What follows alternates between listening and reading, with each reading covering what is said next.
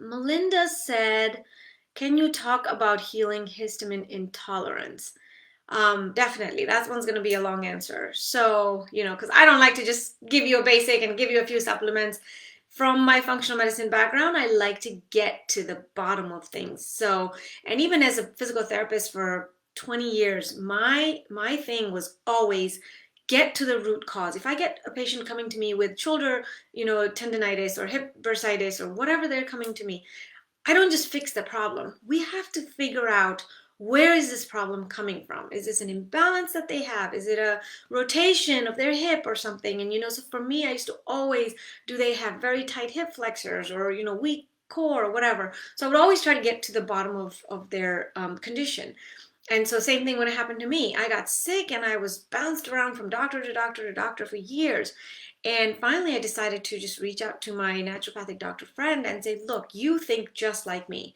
We need to get the root cause of this. Why am I sick? Yes, I could have SIRS. Yes, I have adrenal failure. Yes, I have, MCA, or yes, I have chronic fatigue or fibromyalgia. I mean, I was given every diagnosis, but what is the cause of it? So, Melinda, to answer your question about healing histamine intolerance, the number one thing with histamine intolerance, allergies, any of that stuff is you have to fix your gut. And I know that people are so tired of that now and leaky gut and the whole thing.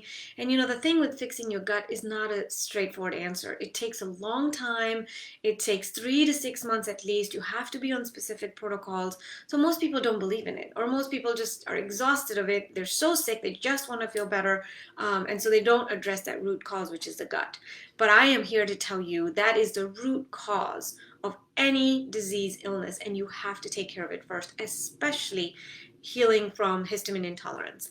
And so with fixing your gut, why do we need to fix your gut? If you have, so typically in your gut, the lining, the junctions are very tight and they are, just enough for nutrients to pass through and minerals and vitamins and healthy stuff to pass through.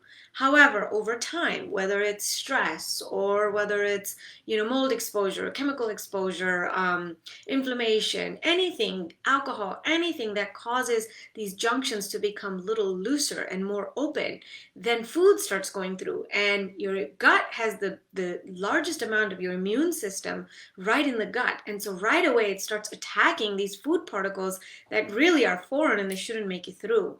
And so that's why healing your gut is the number one thing that you have to do to heal histamine intolerance, because it's an allergic response. Your immune system is reacting.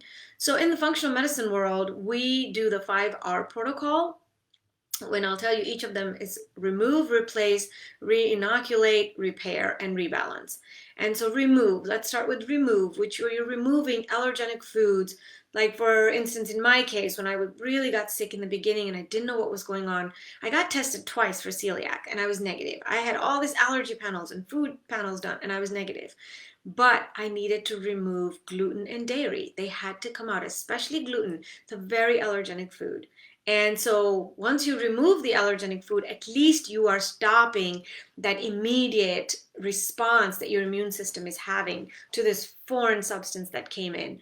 So remove allergenic foods from your gut, remove things like bacteria, remove food allergies. If you have allergies to certain foods or nightshades or dairy or things like that, take it out. So that's the first R, which is remove. Then there's replace. You need to replace, because at that point, if you have a leaky gut, if you have a compromised gut, then you need to replace in your gut things like digestive enzymes. You need HCl for digestion of food. Then you also need some bile acids, for proper digestion, things like that. So that's the replace part, where you use digestive enzymes. And I use, for digestive enzymes, I use the same company that I put in the link. They have a very fantastic vegan digestive enzyme. And then for HCl, I've used things like betaine HCl. All of these have to be monitored by your doctor, of course. And again, I always stress this, that this is not medical advice, that this is just educational purposes. And so I give my experiences, based kind of on what I did, but you really have to check with your practitioner. Then the third R is re-inoculate, where you are inoculating your body with the good bacteria. And of course everyone knows about probiotics, and it's such the rage now the last 5 to 10 years, and everyone's taking probiotics and stuff, which is great. Again, I use the same probiotics from the company that I put in the comment section. They have two wonderful probiotics, but I also use a lot of prebiotics, and anyone who takes probiotics should be taking prebiotics as well. And prebiotics is just food for the good bacteria in your stomach. So you can populate your gut with probiotics by increasing the number of good bacteria, but you want to have food for the good bacteria. And so prebiotic foods include things like asparagus. I eat a lot of that, and garlic and onions, and celery and leeks, and then jicama. I love jicama and do a lot of jicama as well. So really re-inoculating your body with the good bacteria, and then the food for the good bacteria. And then next R is repair.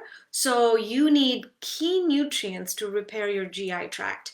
And so that's why you always hear people tell you, oh, you have allergies really bad, you should do vitamin C and zinc, which is true, but that really also helps repair the GI tract. So vitamin C, zinc, quercetin, bromelain, and omega 3s are very, very critical for allergies and histamine response. And then you also need glutamine for helping fix your leaky gut and help repair your leaky gut. So these are some of the key nutrients that you really need for healing histamine intolerance. And then the last R is rebalance, where you have to rebalance your lifestyle. Do you have a very stressful lifestyle? Do you exercise a lot? Do you sleep very little? These are things, your lifestyle choices, you have to make a drastic difference if you want to deal from histamine intolerance. I was just having a discussion with my oldest in the car today because he has allergies. And so, we are really big on nasal rinses whenever they come back from the soccer fields and the lacrosse fields and things like that. They sound very congested because, obviously they don't do well on the grass. And so my oldest yesterday was sneezing a lot in the evening, and he had just been at practice. And I told him to rinse his nose out. We use the saline bottles, the squish bottles, to rinse the nose out, and it really just takes all that stuff out of there. And so then he didn't go to bed till almost midnight because he was studying last night. And then this morning, I think he got up pretty early too, just because he had to finish his homework and studying for a big test that was coming up. And he realized, that I told him in the car, I said, well, right now you have these allergies. You have to give your body the most rest that you can possibly get. Otherwise, your body will not be able to fight these allergies. So, of course, we're doing all the natural stuff and rinsing his nose out and things like that. And he's doing some of the vitamin C, zinc, quercetin and all that. But he really needs to get some sufficient rest. So rebalance is very critical. Lifestyle choices, meditation, cutting your stress down. If you're really exercising a lot, training for a marathon or something, your body can have a histamine type reaction to that as well. The other things that we recommend a lot are air purifiers. The one that I have in my home is the Air Oasis. I know there's very many good brands out there, and I can't remember exactly, but I think you have to be 0.3 microns or less. Like, it has to be able to filter out very, very small particles. Um, Melinda, if you are very, very allergic to carpeting, you have to probably take out the carpeting in your home. I always make my kids, especially my boys, shower before bed because they're the ones with the allergies. So whenever they come home from sports, right away, I get them to shower right away, even though they're starving, because we don't want that pollen or grass or whatever it is all around the house. And then they sleep in that, and then it's in their bed, and I make sure their bed is the cleanest area. And so we have them shower before bed. We keep our shoes outside, we do not bring them in the house, and that kind of stuff. And then we do have 2 dogs.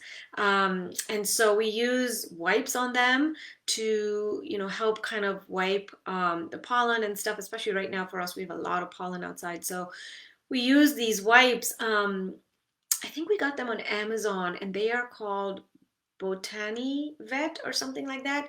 Botanivet, Botani Vet, which they're just very natural wipes that we use, but it helps get kind of all the mold and the little particles and pollen and all that stuff off before they come in the house. And that way, because they are jumping on the sofa and they're jumping on my bed and things like that, and that's not stuff that we want all around, especially because they're roaming around outside. Um, And then mold can sometimes increase your histamine intolerance, and a hormonal imbalance. Estrogen, there's actually data out there now, and you can look it up, look up studies. Excess estrogen, when you have excess estrogen, it can really cause some histamine intolerance and allergy type stuff. And there's a whole theory and physiological explanation behind it. So, what do you do for it? All of those choices, you really have to even try a low histamine diet. Um, it's kind of a catch-22 because when you have leaky gut, you want to eat some of these very good nutritious foods to help with your gut, especially garlic and onion, and then prebiotic and probiotic foods like kimchi and fermented foods. But then some people cannot tolerate that, so it really depends, what stage you are in. For me, I do very well with kimchi and kefir and probiotic foods like that are fermented. And so, really help heal the gut, but also help with histamine reaction. So hopefully that answers your question, Melinda. Pretty long-winded, but I really like to get to the root cause of things and then give you some suggestions from there as to what I have used or what worked.